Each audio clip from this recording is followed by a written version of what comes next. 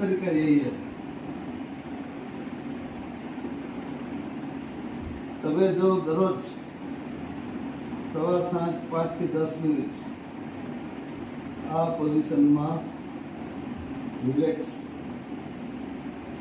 થવાનું શરૂ કરશો તો તમને ખૂબ સારું લાગશે. રિવર્સ ફ્લો થાય ફ્લૂડનો, એટલે પગ ઉપરથી બી થોડો સોજા જેવું કે થઈ ગયું, આખા દિવસ બેઠા હોય કે ઊભા હોય એ બી ઓછું થાય. સેકન્ડલી હાર્ટમાં થોડું બ્લડનો ફ્લો વધશે.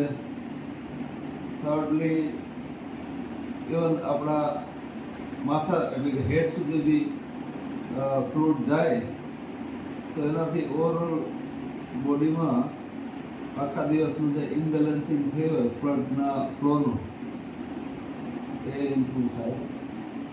સેકન્ડલી અહીંયા જે ગેપ થઈ ગયા હોય, આપણે પેટ બારે હોય અને પાછળથી કરોડરજ્જુ બી આ રીતના હોય તો એ બી આ કરવાથી કરોડરજ્જુના નીચે એકદમ સરસ મજાનો સપોર્ટ મળી રહે.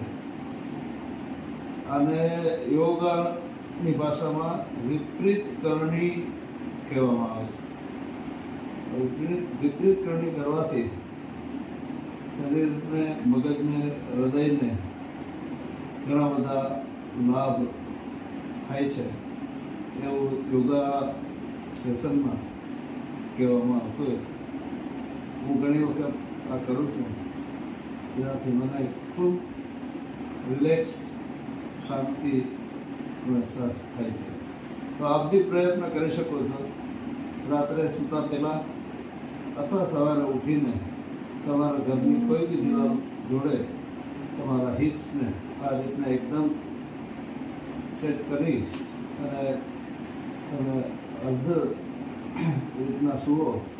વિપરીત કરણી આસન કરવાથી ખૂબ રિલેક્સ રહેવાશે, ખૂબ સારું થશે. બોડી તમારામાં ફર્ધર કેપેસિટી હોય તો તમે થોડું સ્ટ્રેચિંગ બી કરી શકશો.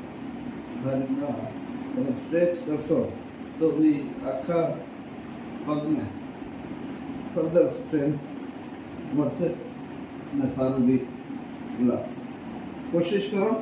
કોશિશ કરવામાં કોઈ નુકસાન નથી. શાંતિથી કરવાનું, સંભાળીને કરવાનું, જેથી કરીને ક્યાંય દર્દ ના આવે અથવા તો કોઈ બી સ્નાયુમાં અથવા તો નસમાં ખેંચાવ ના આવે. વિપરીત કરણી કરો, ખુશ રહો, આનંદમાં રહો, મજા કરો.